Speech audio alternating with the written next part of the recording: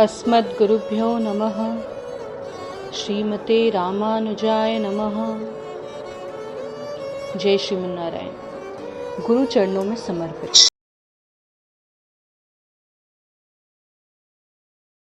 श्री पराशर भट्टार्य समस्त शिष्यों के साथ श्रीरंगपट्टण के समीप पहुंचे। एक ब्राह्मण ने उन्हें कहा कि अगर वेदांती को मिलना है तो समस्त वैभव को त्याग कर एक याचक के रूप में उनके अन्न क्षेत्र में मिले, अन्यथा मिलना दुष्कर होगा। श्री पराशर भट्टार्य याचक के रूप में वहां गए और वेदांती से बोले, मैं भिक्षा के रूप में शास्त्रार्थ करने की प्रार्थना करता हूँ। वेदांती ने पराशर भट्टार्य के बारे में सुना था।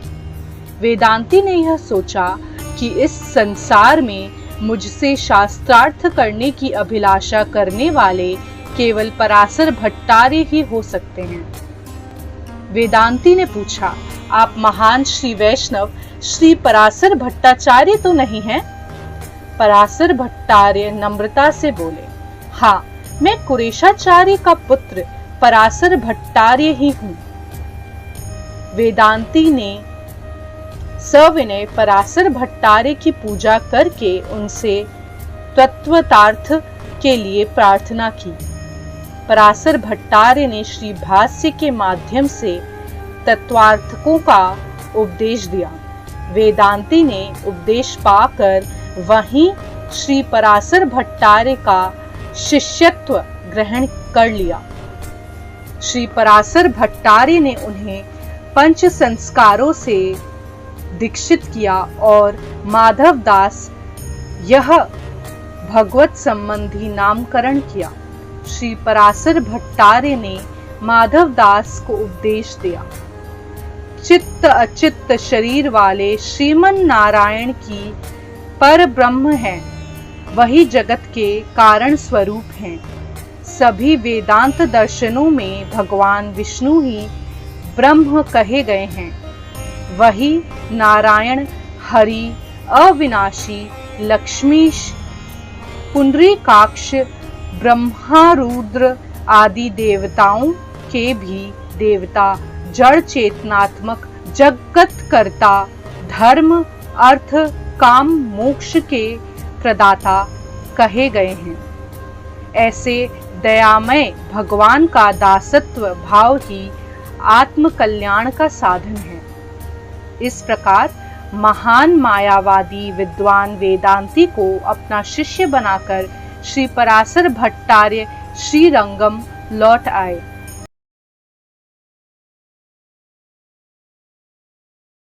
तत्वोपदेश। श्री वेदांती माधव दास ने अपना धन 3 हिस्सों में विभक्त किया। 2 भाग अपने परिवार एवं आश्रित जनों को प्रदान कर बचा हुआ धन साथ में लेकर सभी सांसारिक बंधनों को छोड़कर श्रीरंगम आए। आचार्य पराशर भट्टार्य को साष्टांग कर समस्त धन उन्हें समर्पित कर कहा, मेरा उद्धार कीजिए। श्री पराशर भट्टार्य ने उनकी वास्तविक वैराग्य भावना देखकर उन्हें संन्यासाश्रम में प्रविष्ट करा दिया तथा उनका अस्मत् यति ऐसा नामकरण किया। तत्पश्चात श्री पराशर भट्टार्य ने उन्हें द्रविड़ वेद ज्ञान रूपी संपत्ति प्रदान की और रहस्यमय सांप्रदायिक अर्थों एवं चरम श्लोकार्थ का उपदेश कर उन्हें श्री वैष्णव शिरोमणि बना दिया। श्री पराशर भट्टार्य ने 5 ग्रंथों की रचना की। श्री विष्णु सहस्त्रनाम भाष्य, भगवद आराधना कर्म, भगवद आराधना क्रम, अष्ट श्लोकी, श्री शशत्व, श्री गुण रत्न कोश। श्री पराशर भट्टार्य ने वेदांती स्वामी जी से कहा, तुम सदा भगवान मन्नाथ यतिराज रामानुजाचार्य के चरणार वृंदों को ही रक्षक मानना। श्री पराशर भट्टार्य ने वेदांती स्वामी जी को 1000 पदों की संख्या में सहस्त्र गीति का द्रविड़ भाषा में व्याख्यान करने की आज्ञा प्रदान की।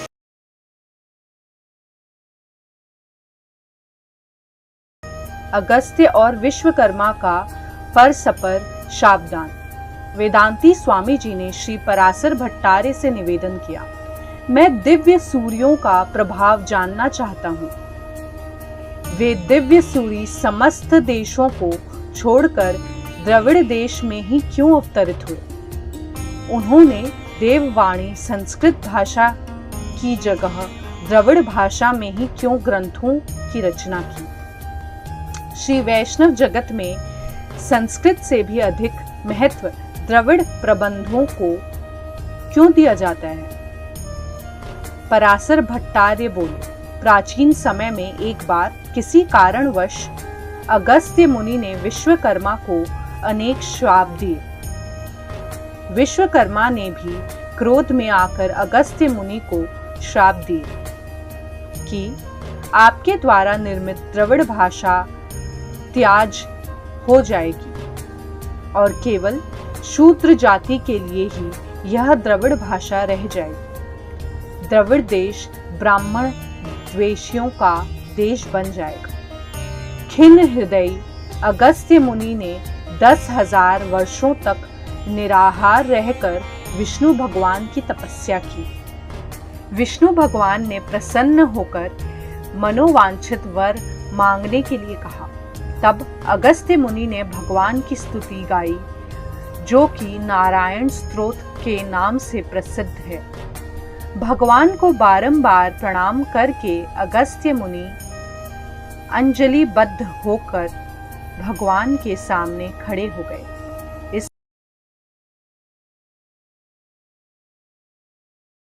द्रविड़ वेदांत का वैभव। महर्षि अगस्त्य के द्वारा रचित नारायण स्तोत्र की प्रार्थना से प्रसन्न होकर भगवान श्री विष्णु ने उनसे कहा, मैं द्रविड़ देश में अवतार लूंगा, जिससे मुझसे और वैदिक विद्वानों से स्वीकृत द्रविड़ भाषा सब जगह समाहित होगी। मेरे साथ शंख चक्र आदि आयुध तथा विश्वक्सेन आदि पार्षद भी अवतरित होंगे। ताम्रपाणी नदी के तीर पर महान भक्त के रूप में अवतार लेकर वेदों को द्रविड़ प्रबंध के रूप में प्रकट करूंगा। मेरे साथ मेरे अंशभूत 10 आलवार अवतार लेंगे, जो समस्त श्रुतियों का अर्थ द्रविड़ भाषा में संग्रह कर 4000 दिव्य प्रबंधकों के रूप में द्रविड़ वेदों को प्रकट करेंगे। इन 4000 दिव्य प्रबंधों में जिस किसी भी व्यक्ति की श्रद्धा होगी, वह भक्तिमान होकर निसंदेह मुक्त हो जाएगा। श्री सटकोप स्वामी जी की जो संग्रह गीति है, उसे जो धारण करके उसके तत्वों को जान लेगा, उस द्रविड़ वेदज्ञ मनुष्य के दर्शन मात्र से महान पापी भी मुक्ति का अधिकारी बन जाएगा। सहस्त्र गीति पढ़ने से मैं अति प्रसन्न होता हूँ। कलयुग में सहस्त्र गीति बहुत प्रसिद्ध होगी। मैं प्रसन्नता पूर्वक द्रविड़ देशों में सर्वत्र चराचर रूप से निवास करूंगा और द्रविड़ भाषा सभी भाषाओं में अधिक महत्वशील होगी। चारों वेदों का ज्ञाता, सकल शास्त्रार्थ विशारद, द्वय मंत्रार्थ रथ, मूल मंत्र ज्ञाता, निर्भिमानी तथा चरमोपाय का ज्ञाता विद्वान हो, परंतु जब तक वह दिव्य प्रबंधों के ज्ञान से ही हीन होगा, तब तक वह भगवत भक्त नहीं कहलाएगा और श्री वैष्णवता से हीन होगा।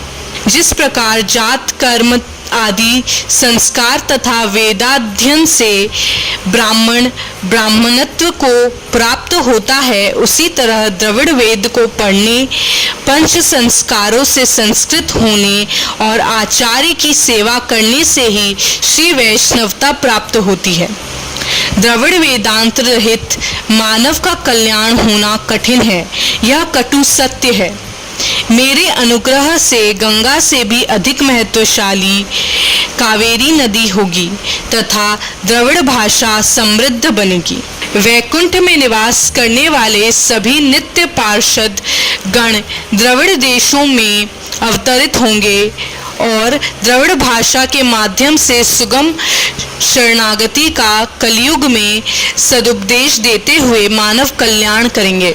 हे महर्षि अगस्त्य, आप शोक न करें। ब्राह्मण पुराण, श्रीमद् भागवत महापुराण, वृद्ध पद्म पुराण, भविष्य पुराण, भार्गव तथा कुरुकापुरी, महात्म्य आदि अन्याय पुराणों में यह विषय वर्णित है। इतना कहकर भगवान अंतर्ध्यान हो गए। तब से श्री अगस्त्य मुनि वहीं दक्षिण दिशा में निवास करने लगे।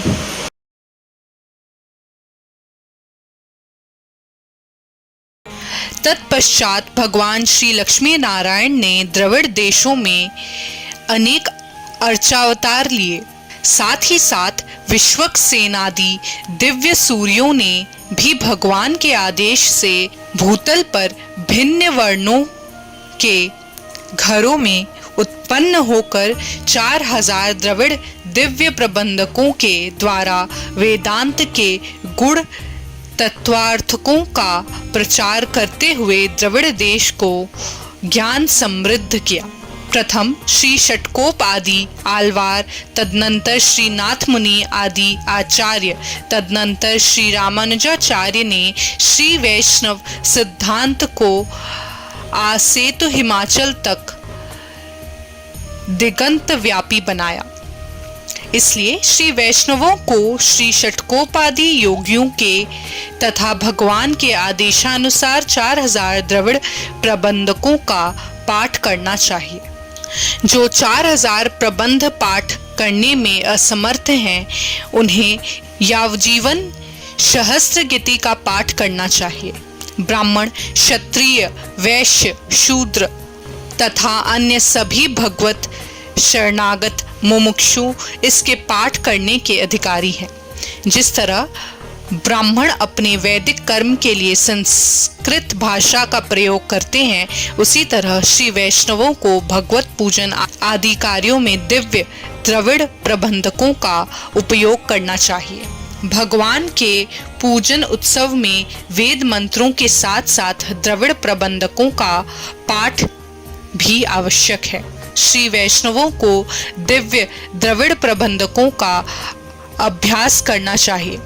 श्री वैष्णवों को सर्वप्रथम नित्यानुसंदेह दिव्य प्रबंधकों की 60 गाथा, फिर प्रबोध की वास्तव प्रबंध की 15 गाथा का पाठ, फिर गोदाम्बाजी कृत तिरुपावई 30 गाथा का पाठ, फिर यतिराज में श्रद्धा उत्पन्न करने वाली प्रपन्न गायत्री का पाठ, सहस्त्र गीति एवं उसके सार का आचार्य सानिधि में अभ्यास करना चाहिए। उपरोक्त दिव्य प्रबंधों के अभ्यास से ही ब्राह्मणों में श्री वैष्णवता आती है और फिर वे सच्चे श्री वैष्णव कहलाते हैं। हे वेदांती, कलयुग में दिव्य प्रबंधों के श्रवण, पठन, मनन किए बिना मनुष्यों को उत्तम ज्ञान नहीं होगा। हे वेदांती, भविष्य में आप जैसे श्रेष्ठ आचार्यों द्वारा भी इसी अर्थ का प्रचार होना चाहिए।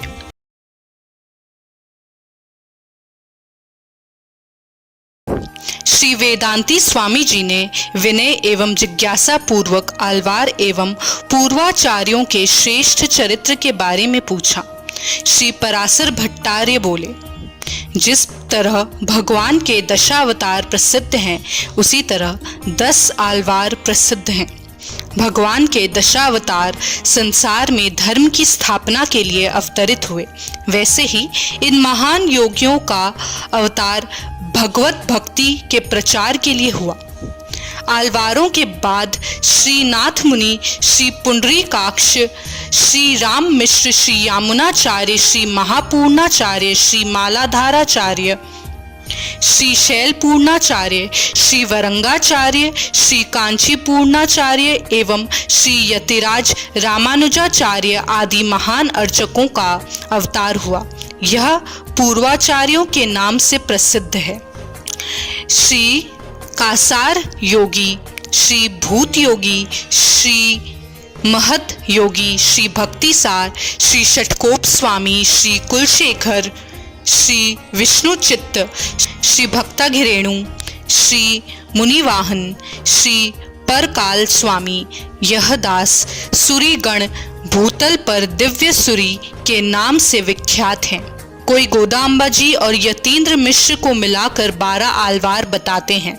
श्री गोदाम्बा जी के स्थान पर मधुर कवि की गणना कर 12 आलवार बोलते हैं तथा यह बताते हैं कि इन दिव्य सूर्यों की आराध्य देवी श्री गोदाम्बा जी हैं, जो विष्णु प्रिया लक्ष्मी देवी हैं। श्री वेदांती स्वामी जी ने पूछा, एक स्त्री होकर भी श्री गोदाम्बा जी 10 दिव्य सूर्यों तथा यतिराज रामानुज से भी बढ़कर कैसे हैं? श्री पराशर भट्टार्य बोले, साक्षात श्री लक्ष्मी जी ही गोदाम्बा जी के रूप में अवतरित हुई हैं, जो जगत की उत्पादिका हैं, जिससे वह सर्वश्रेष्ठ हैं। इस प्रकार प्रपन्नामृत का 75वां अध्याय समाप्त हुआ। जय श्रीमन्नारायण।